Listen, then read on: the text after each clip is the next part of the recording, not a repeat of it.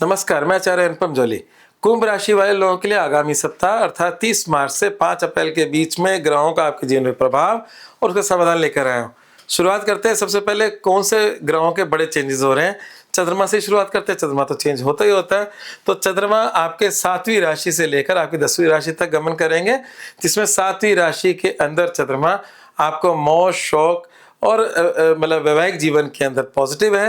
हालांकि लंबे समय से केतु के यहाँ बैठने से दिक्कतें हैं, पर ये चंद्रमा कभी बुरा नहीं होता। 7वां चंद्रमा कुछ ना कुछ बेनिफिट ही देखे जाता है जीवन साथी से संबंधित बातों को लेकर। 8वां चंद्रमा कभी अच्छा नहीं होता, बुरा ही होता है। उसका हम डेट और समय आपको बता देंगे और शेष समय आपके लिए अच्छा है। तो सप्ताह की शुरुआत मौज शौक से और सप्ताह का अंत भी अच्छा है, परंतु सप्ताह के 2 दिन उपरांत 2 दिन थोड़े चिंता के होंगे, जिसको अभी बताते हैं। बाकी चेंजेस क्या हो रहे हैं, शुक्र का चेंज हुआ है। शुक्र पहले उच्च के थे, बहुत सारी सुविधाएं दे रहे थे। जब उच्च के शुक्र थे आपको धन दे रहे थे, आपके बड़ी उन्नति दे रहे थे। अब शुक्र बदल गए, परंतु नुकसान नहीं हो रहा है। शुक्र जो बदले हैं वो आपके पराक्रम में आ गए हैं, क्योंकि कुंभ राशि वाले लोगों के लिए शुक्र का एक विशेष महत्व है। और जब ये पराक्रम में आए हैं तो आपके भाग्य भाव को ब्लेस कर रहे हैं। तो इसलिए पहले भी अच्छा था, हालांकि पहला ज़्यादा पावरफुल था, कई चीज़ें ज़्यादा अच्छी थी। अब भी अच्छा है, बुरा नहीं हुआ है, ये अच्छी बात है। तो आपके पराक्रम से गुजरना, शुक्र का तीसरे राशि से तीसरे भाव से गुजरना और भाग्य भाव को ब्लेस करना, ये आपके लिए अच्छा है। अच्छा, दूसरा चेंज क्या हो रहा है, मंगल का चेंज हो रहा है। ये चेंज आपके लिए बहुत बहुत इंपॉर्टेंट है।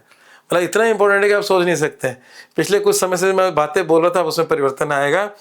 अंगारक योग राहु मंगल की युति आपकी राशि में ही बन रही थी और ये पिछले कुछ समय से आपको पीड़ित कर रही थी। मंगल 2 अप्रैल दोपहर 3:28 पे यहाँ से हटकर यहाँ आ जाएगा। तो जब यहाँ से हटकर यहाँ आएगा तो अगर पिछले कुछ समय में अत्यधिक क्रोध की स्थिति बनी हुई थी या ऐसा कुछ आपको मतलब आवेग जैसी स्थिति बनी हुई थी, तो उसमें कुछ हद तक कमी आएगी। मंगल राहु की युति एक मतलब इंसान को क्रोधी भी बना देती है राशि के अंदर। तो वो एक अच्छी बात है कि जो एक अच्छा परिवर्तन आ रहा है आपके जीवन में। हालांकि यहाँ भी उसके जाने से कुछ छोटे मोटे नुकसान होंगे।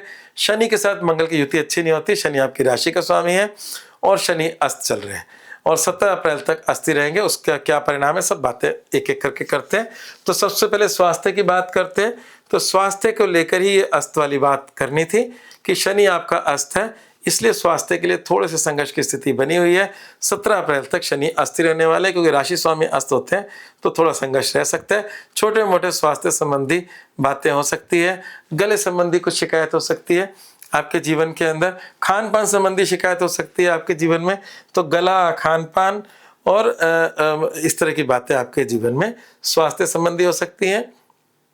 अगर हम करियर, व्यवसाय और नौकरी की बात करें तो करियर, व्यवसाय, नौकरी के लिहाज से समय अच्छा है।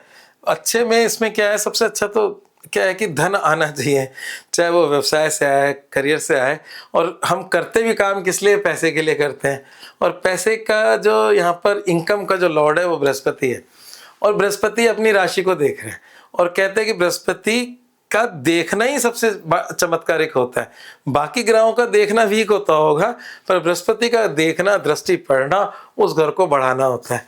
तो अभी आपके फाइनेंसिस, इनकम के सोर्स, या आप अगर नौकरी कर रहे हैं तो इंक्रीमेंट धन का, और मेरे ख्याल से मार्च एंड है तो और अप्रैल आ रहा है, इसी बीच शायद आप लोगों के इनकम की बढ़ोतरी होती होगी या ऐसे निर्णय होते होंगे शायद। तो उस लिहाज से समय आपके पक्ष का है। और जब इनकम तो तभी आएगी जब वो काम धंधा ठीक होगा। तो काम धंधे के लिहाज से भी समय ठीक है। पहले बस आपकी नौकरी का लॉर्ड मंगल या काम धंधे का लॉर्ड मंगल राहु की गिरफ्त में था, अब शनि की गिरफ्त में चला गया। अच्छा, यहाँ पर शनि और मंगल की दोस्ती ना होने की वजह से थोड़े बहुत संघर्ष की स्थिति होती है। तो करियर में कुछ चैलेंजेस रहेंगे, पर इनकम से नाता नहीं टूट रहा, तो इसलिए कोई चिंता की बात नहीं है।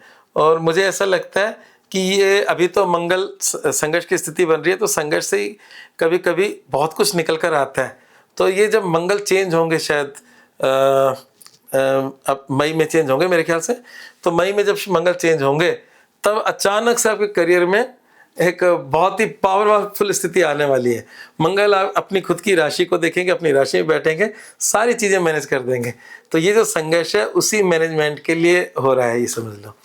तो इसलिए चिंता मत करो, चिंतन करो करियर के अंदर, तो चिंतन ही सारे समाधान दे देगा।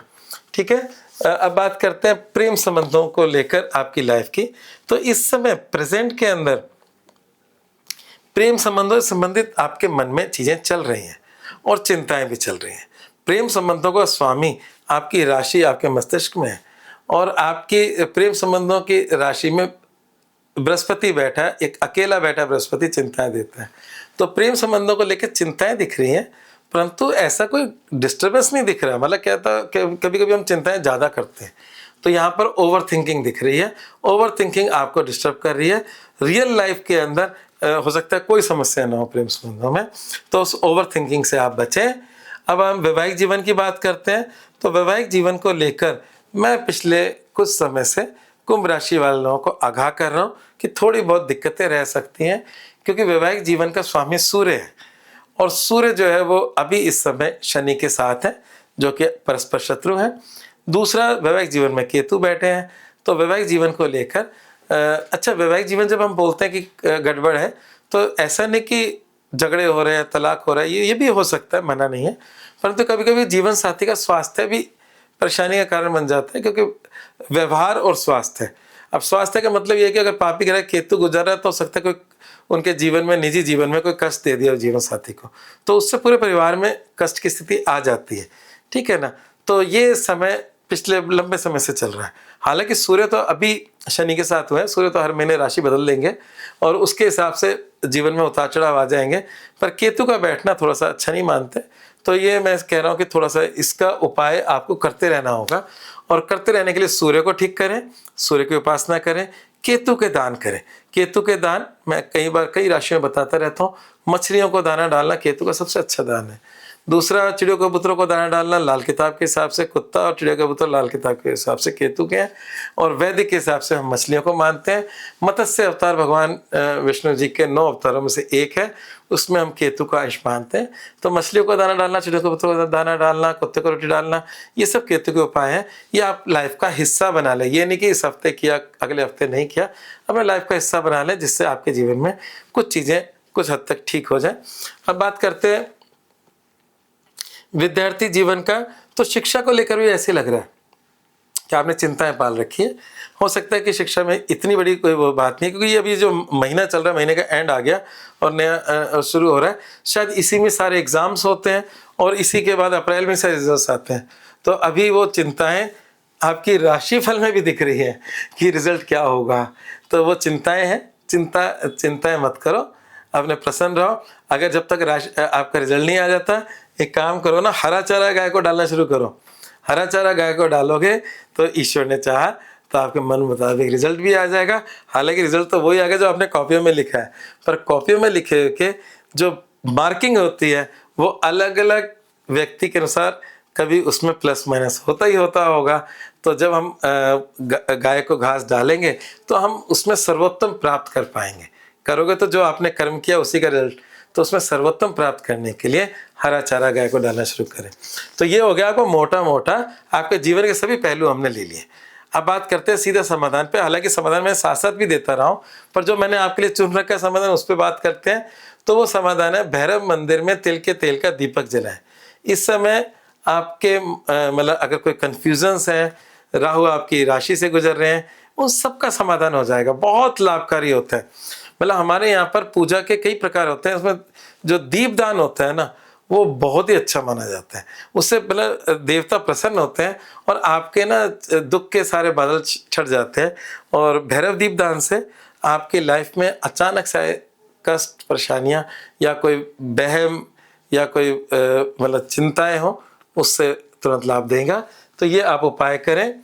और अच्छी बात यह है कि जो अंगारक योग बन रहा है तो क्रोध पे नियंत्रण रखें।